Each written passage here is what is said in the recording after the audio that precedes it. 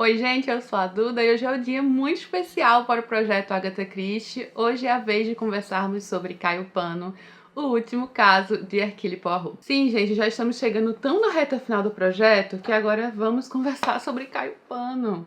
Um livro que se relaciona tanto com o primeiro livro do projeto, que foi O Misterioso Caso de Styles, publicado originalmente em 1920, e aí nós temos Caio Pano de Volta à Mansão de Styles, publicado em 1975. Para mim foi uma leitura cheia de emoções, cheia de sensações, falar sobre ela já me emociona. Vou chorar nesse vídeo, socorro. Mas realmente, gente, chegar nesse ponto do projeto com um personagem tão querido, que é o meu personagem favorito da literatura, afinal de contas eu tenho um tatu de Poirot, tá, gente? Do bigode do Poirot. Foi minha primeira tatuagem que eu fiz no comecinho do projeto. Assim que eu comecei o projeto, antes de sair o primeiro vídeo, eu fiz a tatuagem já para começar esta fase, né? Para simbolizar também o meu amor por Agatha. Mas vamos lá, né, falar sobre Caio Pano, então, que foi não só o último caso de Poirot, mas também o último livro publicado em vida. Foi o último livro que Agatha Christie, de fato, ainda estava viva quando este livro saiu. Após esse aqui, então, só teve mais um romance, todos os outros, então, vieram de adaptações de peças, livros de contos, aquela coisa toda, né? Mas romance mesmo, então, este foi o último em vida. Depois a Agatha faleceu no comecinho de 1976, e aí só saiu mais um romance, que foi Um Crime Adormecido, que é o último caso de Miss Marple, aquele negócio que eu já expliquei pra vocês, né? Não é exatamente o último caso de Miss Marple, mas é o último romance de Miss Marple, sim, que também vamos ler agora a nossa próxima leitura no projeto. No meu caso, releitura, assim como também foi uma releitura este aqui. Vou começar, inclusive, continuando a contextualizar essa história de publicação de Caio Pano. Ele sim foi publicado em 1975, mas ele foi um livro escrito ali durante a Segunda Guerra Mundial, no início dos anos 40. A Agatha, inclusive, né, justamente temendo pela sua vida, pelo que poderia acontecer, já que a Inglaterra era sempre muito bombardeada e tudo mais, ela simplesmente então escreveu O Último Caso de Poirot para ter um fechamento para o seu personagem principal, para o seu personagem mais famoso, e guardou dentro de um cofre. Ela deixou então como garantia que ela teria o último caso de Poirot, independente do que acontecesse. Só que esse livro então passou tipo 30 anos, né? Foi uns 30 anos, da década de 40 até a década de 70, guardado neste cofre, já que ela continuou a escrever, e depois, quando ela já estava bem idosa, bem velhinha, já mais debilitada, e tinha parado de escrever, ela autorizou a publicação tanto de Caio Pano quanto de Um Crime Adormecido. Então sim, é um livro que saiu ali na década de 70, mas ele não tem exatamente a modernização, os últimos acontecimentos dos últimos 30 anos, já que a Agatha não tem bola de cristal, ela não teria como saber. Mas como os casos de Agatha Christie, no geral, são muito atemporais, gente, claro, eu sempre falo também que eles mostram muito das mudanças de seus períodos, mas são tão atemporais e muitos deles são tão ali dentro, né, daquele ciclo, muitos dentro de portas fechadas, numa mansão, numa casa, as mudanças do período em si não afetariam tanto assim, por mais que tenha essa distância aí de uns 30 anos, a gente mal percebe enquanto está lendo. E logo no início, a gente já tem muitos sentimentos ali com a volta do Hastings, que pra mim foi aquela maravilha, sabe? É como se realmente fosse reencontrar um velho amigo.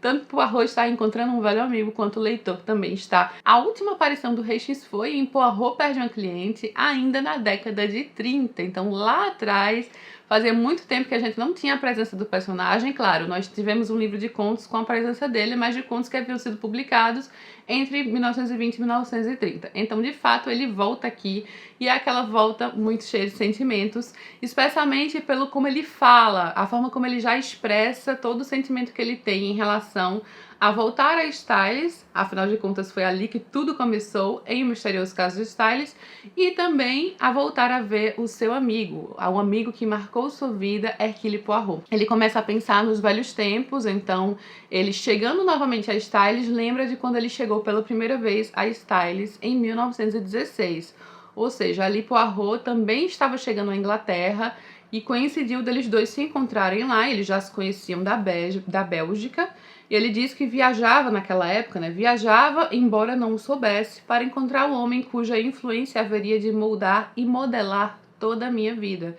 E ele contextualiza um pouquinho aqui quando ele chegou em Styles pela primeira vez.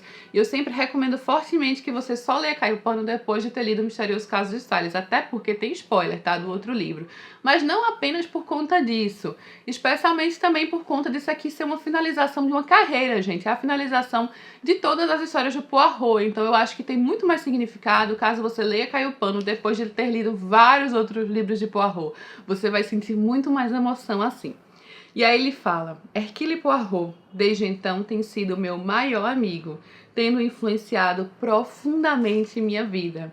Eu já li essa primeira página quase chorando, Deus do céu, especialmente porque eu tinha já lido este livro. Eu já sabia o que acontecia, assim, eu já sabia tudo. Eu lembrava de tudo, gente. Esse foi um livro que eu li ali no começo da minha adolescência. E nessa época em que eu li vários livros de Agatha Christie, vários eu esqueci. Vários saíram na minha cabeça e eu li, reli, né, como se fosse a primeira vez, sem lembrar da resolução do caso. Mas não tem como esquecer esse livro, ele é realmente daqueles bem marcantes. Ele fala sobre as várias mudanças, as várias diferenças, né, porque ele começa a ter toda aquela nostalgia. Ah, se eu pudesse voltar, viver a vida toda outra vez. O Hastings aqui é um viúvo, ele já tem alguns filhos, mas os filhos estão espalhados pelo mundo. Uma dessas filhas ele vai encontrar em Styles também. Como a sua esposa, a sua amada esposa, morreu, né? Já que ele passou, inclusive, muitos anos afastado de Poirot, justamente por ele morar na Argentina com a esposa. E após o falecimento da esposa, ele volta à Inglaterra. E aí ele fala: mas uma coisa, por mais estranho que pareça, permanecia igual. Eu estava indo para Styles encontrar Hercule Poirot. Lembranças, memória, nostalgia e melancolia permeiam aqui a narrativa do livro. O Hastings vai narrar estes fatos de Caio Pano também olhando para trás, né? Então ele está contando o que aconteceu, ele já sabe o que vai acontecer, também ele sabe a finalização do caso. E o próprio fato dele estar ali tantos anos depois, não é dito exatamente a data aqui, mas como ele fala que ele chegou a Styles pela primeira vez em 1916, e também ele fala que passou pela Segunda Guerra Mundial, né? Ele menciona a primeira, que sempre será a grande guerra para ele, mas que já teve outra. E é curioso que a Agatha escreveu justamente durante essa outra, ela já estava considerando concluída, né? Então a gente pode calcular aqui pelo menos uns 30 anos. Poderíamos colocar ali um pouco depois da Segunda Guerra Mundial, teria pelo menos 30 anos, até porque a gente percebe pela idade da filha do Hastings também, que é a sua filha mais nova, a Judith, que está aqui presente, e ela ainda é uma jovem mulher. E ela deve ter por volta aí dos seus 20 e poucos anos. Então é mais ou menos isso, gente. É um pouco depois da Segunda Guerra Mundial aqui. Talvez a gente possa esticar um pouquinho, né? Porque a Poirot protagonizou tantos casos aí ao longo das décadas, mas isso sempre foi uma certa polêmica dentro das histórias de Agatha Christie, a idade de Poirot, né? Já que ele começou aposentado, ela própria disse ter se arrependido de ter colocado dessa forma, porque Poirot virou uma pessoa com idade indefinida que seria impossível, né? Então, por mais que ele fosse idoso, ela passou anos e décadas escrevendo sobre Poirot. Mas deixando isso de lado, vamos para a história, né? Vocês já perceberam que esse vídeo vai ter muita conversa e muitos sentimentos. Então, se você chegou aqui no canal agora, saiba que, assim, não tem como falar de uma forma normal, contida e sucinta sobre Caio Pano para mim. Quando os dois se encontram, então, em Styles, o Hastings percebe que o Poirot está muito debilitado. Ele está numa cadeira de rodas, não consegue mais andar, tá com saúde muito frágil e tá ali em Styles a convite de Poirot, sabendo também que sua filha estava lá a trabalho junto com um cientista. E logo que eles se encontram, o Poirot menciona que está ali para mais uma caçada, para mais um caso, que é algo que assusta o Hastings, ele não esperava, ele achava que era apenas ali um reencontro entre amigos. E é justamente o tipo de história de Agatha, daquelas que instiga, sabe, desde o começo. Agatha está aqui no seu auge, afinal de contas eu costumo, né, falar que o auge de Agatha era ali na década de 30 e 40, 20, 30 e 40, nas primeiras décadas de sua carreira ela escreveu tantos livros incríveis que são favoritados para mim, e que por mais que nas suas últimas décadas ela tenha escrito bons livros, eu acho que eles não chegam perto ao seu ápice. E aqui nós temos então o seu ápice, né, afinal de contas ela estava ali ainda na juventude de certa forma. E aí o Poirot menciona, né, que na verdade ele está aqui numa caçada. E essa aqui é uma caçada, é uma investigação apresentada como a grande investigação da vida de Poirot, gente.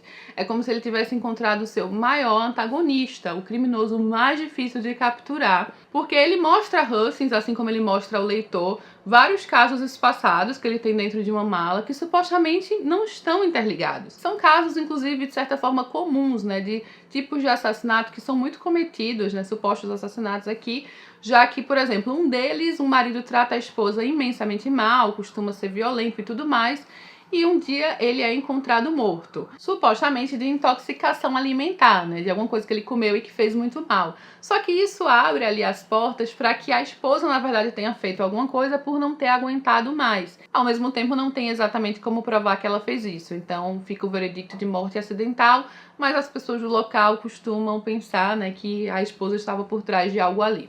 Em outro dos casos, gente, teve uma solteirona idosa que estava sofrendo muito debilitada de saúde, com muita dor, e a sobrinha que tomava conta dela administrou mais morfina do que deveria, então ela morreu. A opinião da polícia é que foi um ato deliberado, não um erro, mas as provas eram insuficientes. Em outro caso, um trabalhador rural suspeitava da infidelidade da esposa, e os tiros vieram da arma dele, então ele se entregou à polícia e disse que havia matado os dois, né, por conta dessa infidelidade, só que ele disse que ele não lembrava do que ele fez, né, que deu um branco na cabeça dele, então ele foi preso, prisão perpétua. E são casos assim, são 5 casos do tipo, mais um caso em que uma mulher descobriu a infidelidade do marido com uma garota, e ele morreu de uma dose de cianureto de potássio, ela foi condenada e enforcada na época, e por último um velho tirano que realmente infernizava a vida das filhas, né, das filhas mais novas, e a mais velha das irmãs foi acusada de tê-lo matado para livrar as outras irmãs, né, dessa prisão domiciliar ali em que elas viviam. E aí o Poirot menciona para o Hastings que, na verdade, existe um elemento comum a todos esses casos, que parecem tão desconectados entre si.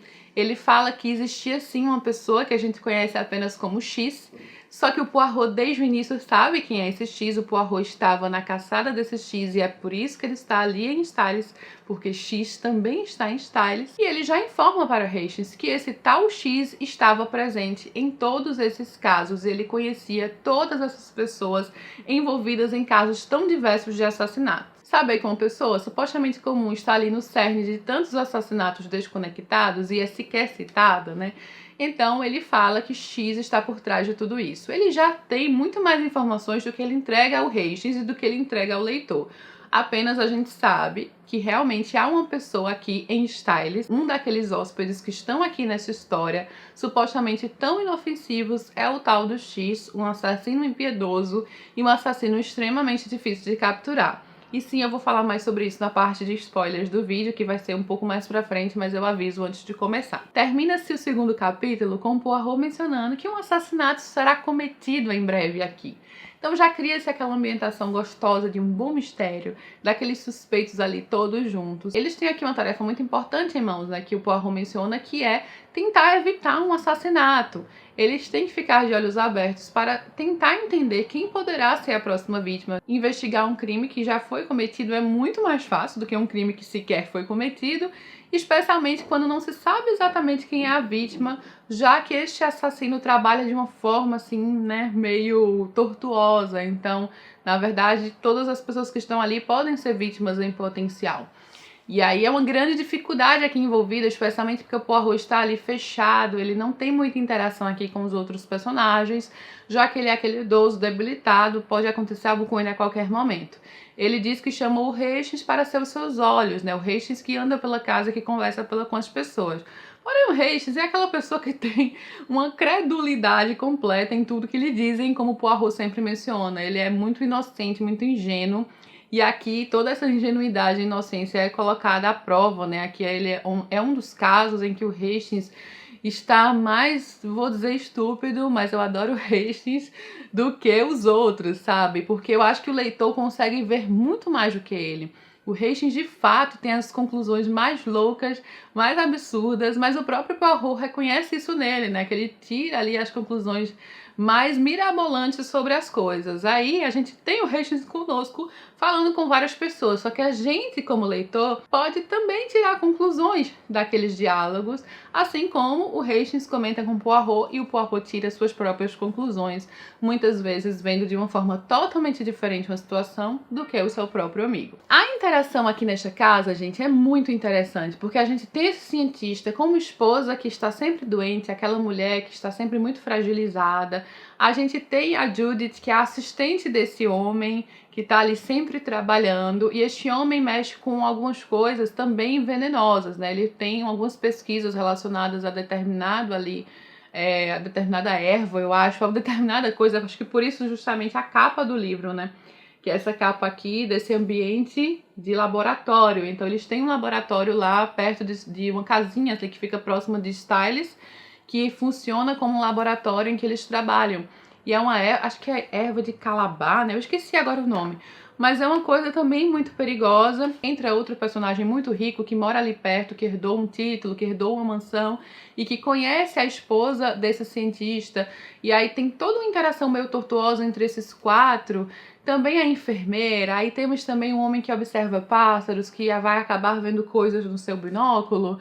Tem também as pessoas que comandam Styles, né? Porque diferente aqui do primeiro livro, Styles já foi vendida e Styles se tornou uma hospedaria. Temos um hotel aqui de fato, né? O Styles não é mais uma mansão particular e tem as pessoas que comandam, que é um casal já idoso. E aquela interação entre eles, né? De uma esposa que é muito dominadora também. É uma mulher também que está aqui, a Elizabeth Cole, já fragilizada, com muitos traumas na vida. É até dito, né, que Styles é um local de pessoas quebradas, pessoas em luto, pessoas que, né, já passaram do auge de sua vida ali, né? Então tem uma certa decadência no ar nessas pessoas que estão ali. E também há um certo clima que a Agatha cria sobre um mal em Styles, né? É uma casa que nunca foi feliz, nem no passado, já que houve esse crime no passado, que o Hastings e Poirot estavam presentes, nem no presente. Há sempre algo ali no ar, uma certa expectativa. E o leitor sabe muito bem, né, que há um assassino ali presente. Então as pessoas não sentem exatamente aquela atmosfera maravilhosa no ar de Styles. E é mencionado aqui algumas vezes, né, isso. Casas têm atmosfera. Tem mesmo, falei pensativo. Esta casa tem uma história muito terrível. Talvez a casa em que se deu um assassinato nunca seja mais a mesma. Não gosto dela. Enfim, os personagens têm, assim, algumas impressões, às vezes, da casa, especialmente após algumas coisas começarem aqui a acontecer. E a gente percebe que tem possibilidades de crime em vários núcleos dos hóspedes. E isso é tão interessante. Inclusive, entra aqui uma possibilidade de crime no próprio núcleo do Hastings, né? À medida que a história se desenrola. Há uma atmosfera muito psicológica aqui. A gente percebe várias sugestões, vários tipos de casos em que algo poderia acontecer, em que algo poderia ser despertado, em que um crime poderia ser cometido, especialmente nos mesmos moldes daquele que o Poirot já nos apresentou.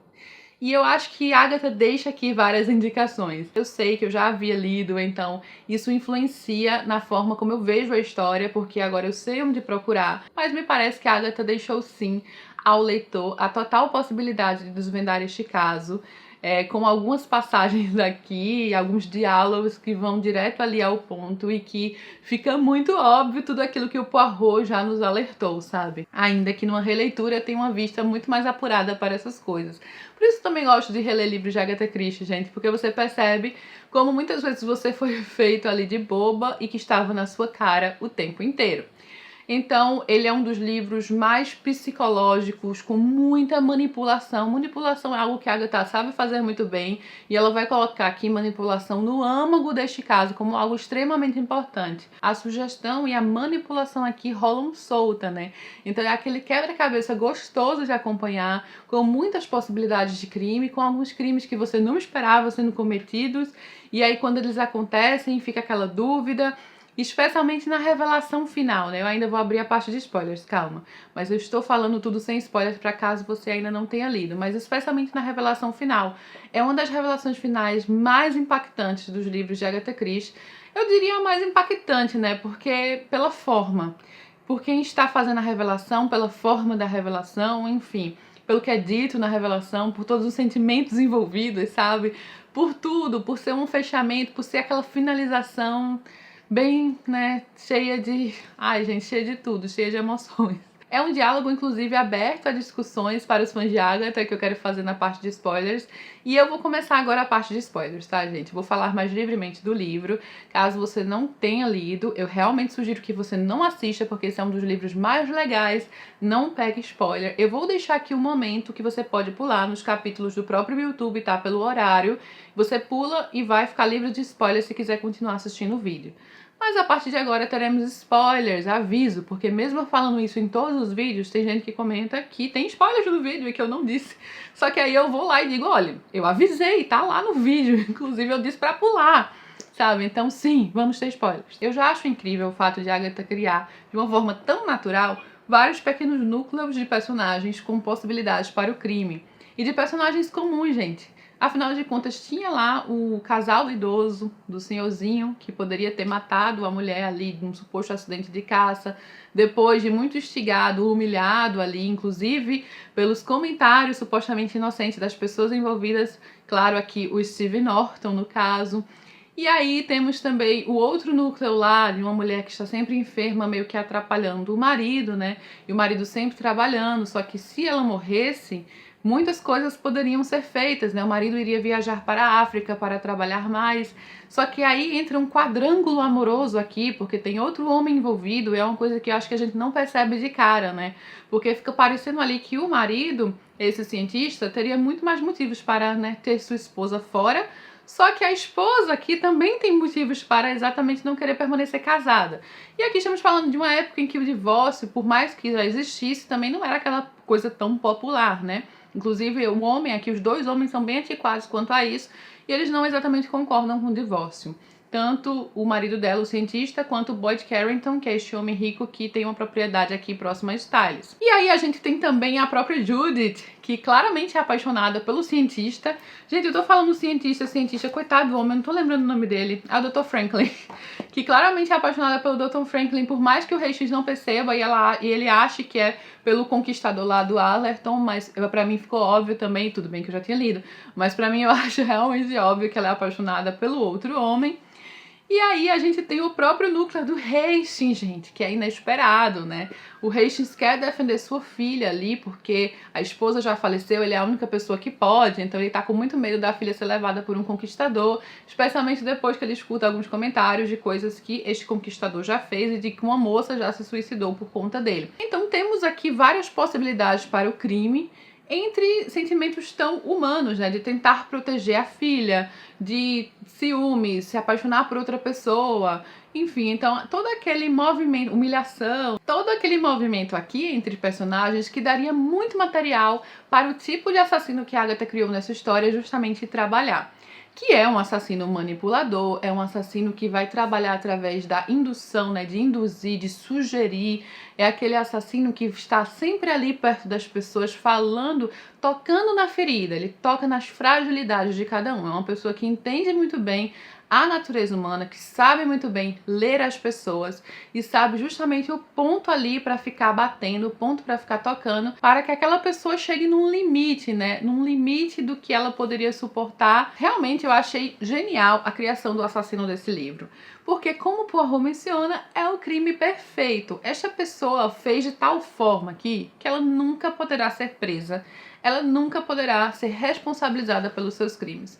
As pessoas sequer sabem que ela tem algo a ver. A única pessoa que conseguiu ver, que conseguiu enxergar essa influência, o verdadeiro assassino, digamos, por trás de todas essas histórias, né, ou a pessoa que estava ali incitando os crimes, foi o Hercule Poirot, porque ele é o maior detetive do mundo, então ele conseguiu enxergar.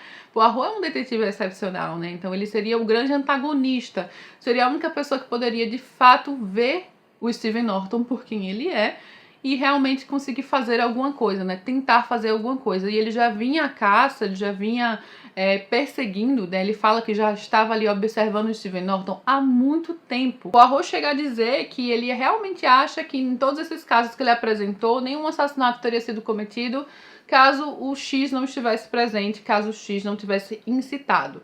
Claro que algumas pessoas que o X podem citar podem ser pessoas já mais propensas a cometer crimes, que poderiam ter cometido de todo jeito ou não. Só que realmente a gente também acha que em alguns casos aqui, em alguns desses casos que passam pelo livro, né, entre os passados e os presentes, os crimes realmente não teriam sido cometidos caso não fosse a influência dessa pessoa. E a gente sabe, né, que inclusive se alguém incita o suicídio de outra pessoa, ela é responsabilizada criminalmente, né? Então, se alguém incita um assassinato, por mais que ela não tenha ido lá matar, ela também é responsável. Como aconteceu lá nos assassinatos lá do Charles Manson, né? Ele não foi lá matar o povo presencialmente, ele incitou todo mundo a fazer isso. Só que aqui, esse assassino é tão inteligente que as pessoas sequer percebem o envolvimento dele nessas histórias. Ele é como uma pessoa insignificante, sempre ali, no fundo, né, ali em segundo plano, observando pássaros. Uma pessoa, inclusive, supostamente amável, supostamente querida, mas não tão querida assim, né? As pessoas não ligam muito para ele. Então ele tem todos aqueles sentimentos borbulhantes dentro de si, de inferioridade, de saber que ele tem tanto poder de vida e morte. Ele tem tanto poder em cima das pessoas através das suas habilidades, através da forma como ele lê todas as pessoas ao seu redor. E eu acho que o grande ponto crucial que o próprio Poirot fala foi o Hastings. Realmente Poirot estava aqui já há um tempo com essa ideia de que esse criminoso nunca poderia ser capturado, que ele ia continuar matando tantas e tantas pessoas, que ninguém nunca ia desconfiar, inclusive, e mesmo que desconfiasse, na verdade seria correndo risco de vida, né? Porque ele era tão habilidoso que realmente seria o crime perfeito. A Agatha criou o suposto crime perfeito aqui. Então, o Poirot estava com a ideia de que a única pessoa que poderia impedi-lo era o próprio Poirot, já no fim de sua vida, através do assassinato. E aí entra essa questão do Poirot ser um assassino neste livro. O Poirot é a pessoa que mata o Stephen Norton. Só que o ponto aqui crucial, o grande ponto crucial para que ele realmente percebesse com mais clareza que ele deveria fazer isso, me parece que foi justamente o Hastings, né? Porque ele sabe que as pessoas estão sendo manipuladas para cometerem assassinatos, mas que Hastings, que é alguém que ele conhece a vida inteira, que ele conhece o íntimo, o bom, generoso, sincero e honesto, tão bondoso e amável Hastings, não é um assassino. A gente sempre conheceu o Hastings, né, desde o início, como um personagem tão bondoso, tão cheio de sentimentos bons para com as outras pessoas, e a gente sabe que ele não é um assassino. Então, se o Poirot vê que este assassino é tão habilidoso que ele pode fazer com que o Hastings, seu bom amigo Hastings, cometa um assassinato, ele pode fazer com que qualquer pessoa cometa um assassinato. E é o que Poirot diz, né, que todo ser humano é um assassino em potencial. Todo ser humano é capaz de tirar a vida de alguém, seja até por defesa própria, né, legítima defesa, ou até para justamente salvar outras pessoas. Então, existe dentro de todo ser humano a possibilidade de cometer um assassinato. E esse assassino é o assassino que vai estimular toda e qualquer pessoa, inclusive através de mentiras, a cometerem assassinatos. Então, o Poirot chega nesse ponto que sim, ele vai cometer esse crime, que sim, ele vai livrar as pessoas desse grande mal ali na sociedade. A gente já leu dezenas de livros de Poirot, a gente conhece o Poirot intimamente, e a gente sabe que, acima de tudo, ele valoriza a vida. Ele dá um grande valor à vida. Poirot não aprova assassinatos. É justamente uma frase muito importante, dita repetidas vezes ao longo de todos esses livros de várias décadas. E nós temos, então, o fechamento de Poirot, o último caso, o seu último ato foi cometer um assassinato. Um assassinato para salvar outras pessoas, porque ele dá valor à vida. E aqui eu acho que foi interessante quando a Agatha acrescentou a questão lá que o Poirot foi policial, né? Ele foi um policial na Bélgica e que ele já havia matado alguém, né? Ele é dito isso aqui. Ele já havia matado uma pessoa para proteger outras, numa situação que ele precisava. E aí eu acho que isso foi importante de ser dito, né? Porque ele já havia, né, tido este ato ali como policial e ele, mesmo assim, é completamente contra, né? Porque uma coisa não invalida a outra. E aí ele passou toda a sua vida dedicada a prender assassinos, a prender criminosos. E no final de sua vida, como única saída ali para combater o seu grande antagonista, ele também só viu como única possibilidade cometer um assassinato. Eu também gostei do fato de Agatha tê-lo deixado tão humilde, sabe? Quando ele menciona ali na carta ao Hastings, que mesmo ele tendo tomado essa decisão, e claro, ele achou que essa era a melhor decisão, ou ele não teria feito, mas que mesmo assim, ele nunca vai estar 100% certo de que ele fez, de que o que ele fez é justificável, né? Já que ele tem tanto este valor à vida humana. Ele foi humilde nesse momento, né? De saber que ele não estava 100% certo, mas que ele achava que era isso mesmo. E é algo que não é tão próprio do Poirot, né? Essa humildade. Então eu acho que foi ali essa incerteza, essa fragilidade final que a Agatha colocou também combinou muito bem com a personalidade do personagem, sabe? Especialmente por tudo que ele representa e por tudo que ele pensa. Num estado de emergência, a lei marcial é proclamada. Tirando a vida de Norton, salvei outras vidas, vidas de inocentes. Mas mesmo assim não sei. Talvez seja assim mesmo. Talvez eu não deva saber. Sempre fui tão seguro das coisas, tão certo. Eu acho que se não tivesse sido o elemento Hastings, ele teria ficado para sempre aliando, como ele fala, né? Ele teria ficado para sempre ainda com aquela indecisão. Com o Hastings aqui no meio e com o que aconteceu com ele, aí foi ali o momento da virada da chave, né? É estranho e é engraçado e terrível. Eu que sou contra assassinatos, eu que dou imenso valor à vida humana, terminei minha carreira cometendo um assassinato. O meu trabalho em toda a minha vida foi para salvar inocentes, evitar assassinatos. E essa era a única maneira de fazer isso. Não se engane quanto a uma coisa, X não poderia nunca ser pego pela lei. E no entanto, meu amigo, eu relutei. E aí ele fala um pouco mais à frente aqui, ele fala que a tentativa seguinte do assassino, né, que ele saiu tentando em vários núcleos de fato, onde ele percebia possibilidades para um assassinato. E aí o Poirot diz: você percebe, Hastings, que foi você o próximo? Você, meu honesto, delicado Hastings, ele encontrou todos os seus pontos fracos, sim, e todos os pontos decentes e conscienciosos também. E aí mais à frente ele diz: aquilo me fez decidir, Hastings. Porque o que eu poderia pensar de outras pessoas não se aplicava de jeito nenhum a você. Você não é um assassino.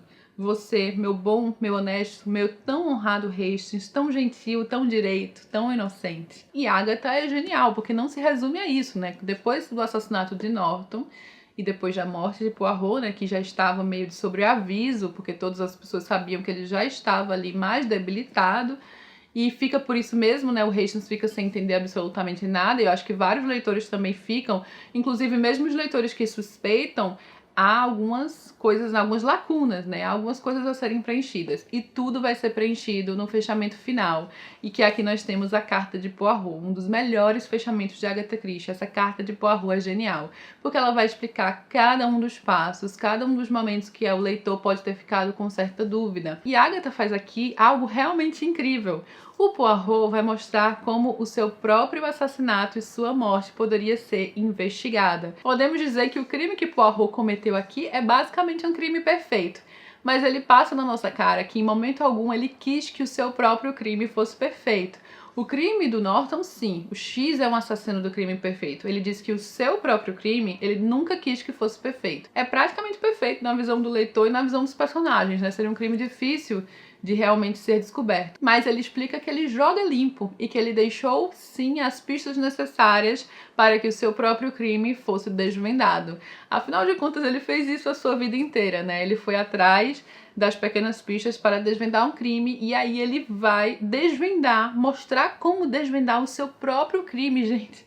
Agatha é muito genial, né? Como se já não bastasse tudo que ela fez aqui nesse livro, ela ainda vai mostrar passo a passo para a chave do mistério de como desvendar o próprio crime que o Poirot cometeu. E é realmente incrível a gente ver as coisas que a gente deixou passar, as pequenas coisas que a gente deixou passar, né? Especialmente o fato do Poirot nunca ter estado tão debilitado. Ele estava fingindo estar debilitado.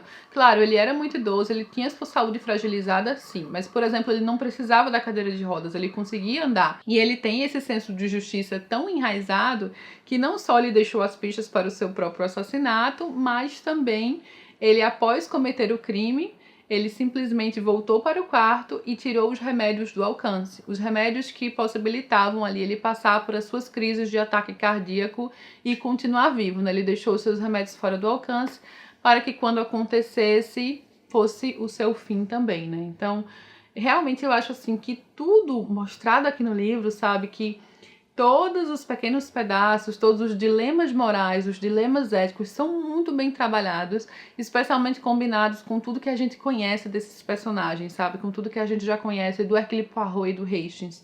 Então foi um fechamento magistral aqui, foi aquele fechamento que Agatha realmente foi aquele fechamento devido a um grande personagem. Não foi apenas o fim da carreira, assim, não foi apenas o último livro, ela realmente colocou um grande fechamento para um grande detetive e um grande personagem da literatura. Agatha aproveitou muito bem o seu auge criativo para encerrar a carreira de Poirot no seu ápice, ao criar um caso tão incrível, um caso tão bem fechado, né? Um mistério tão intrigante, tão desafiador em vários sentidos, com tão cheio, repleto de camadas, um livro que vai realmente conversar sobre o valor da vida, não só em seu momento final, com as palavras de Poirot, mas durante o desenvolvimento, né? Tem sempre ali uma conversa sobre o valor da vida. É um livro muito bem montado estruturalmente, no que ela quer esconder, no que ela quer revelar, nos tópicos que ela vai abordar, porque esses tópicos também terão importância ao final, e na própria personalidade dos seus personagens principais.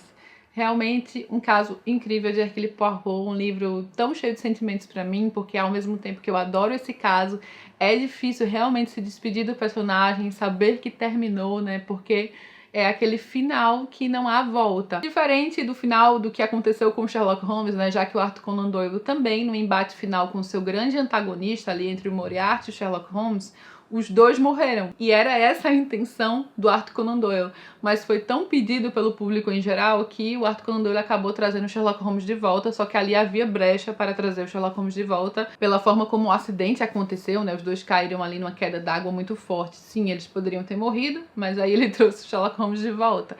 Aqui a Agatha fez de uma forma em que realmente não há volta, né? É o fim da carreira do Poirot, mas ela ao mesmo tempo tornou esse fim grandioso, esse fim significativo. Cai o pano, né, gente? Até o título é incrível. Curtain em inglês, cai o pano em português. É finalizado o espetáculo, as cortinas se fecham de uma forma grandiosa, mas pela última vez. Inclusive, o Poirot foi um personagem tão icônico, tão incrível, que ele ganhou excepcionalmente uma honra, né, que é ter o seu obituário da sua morte na primeira página do New York Times. Do jornal New York Times, verdadeiramente, a primeira página trouxe o obituário de um personagem fictício, que é algo extremamente raro, né? Eu não sei nem se isso aconteceu alguma vez. Acho que apenas com o Poirot foi uma honraria, né? Foi realmente uma homenagem a esse grande personagem de tantas décadas no imaginário popular. E Agatha, felizmente, pôde ver isso, já que ela faleceu no comecinho, em janeiro de 1976, logo após tudo isso. Deixa aqui o seu comentário, tá, gente? Eu vou adorar saber o que vocês acharam do livro. Realmente vamos trocar essa ideia. Afinal de contas, caiu o pano, né? Conta aqui o que você achou. Cuidado nos comentários, porque os comentários muitas vezes podem ter spoilers, né? Então é até bom sempre avisar quando você deixa o seu comentário o spoiler. Caso vai ter spoiler, coloca o spoiler em cima para um desavisado não ler. E eu vou deixar o link para a compra deste livro, mas especialmente também do próximo livro da nossa leitura atual do projeto, que é Um Crime Adormecido. O último romance publicado de Agatha Christie, O Último Caso de Miss Marple. Esse ano é cheio de vídeos especiais do Projeto Agatha, a gente discutir sobre o último romance publicado de todos de Agatha Christie. Já tivemos aqui o último romance que ela escreveu na vida, né, que foi o Portal do Destino, O Último Caso do Tommy Tuppence, o último romance de Hercule Poirot e o último romance publicado ainda em vida, e agora nós realmente vamos ter o último romance publicado de todos como nossa próxima leitura. Eu vou ficando por aqui, espero muito que vocês tenham gostado do vídeo. Vou deixar a playlist do projeto, como sempre, aqui embaixo no box de informações, o link tudo certinho, caso você queira dar uma olhada. Não esquece de curtir, se inscrever no canal. Beijo enorme a todos e até a próxima!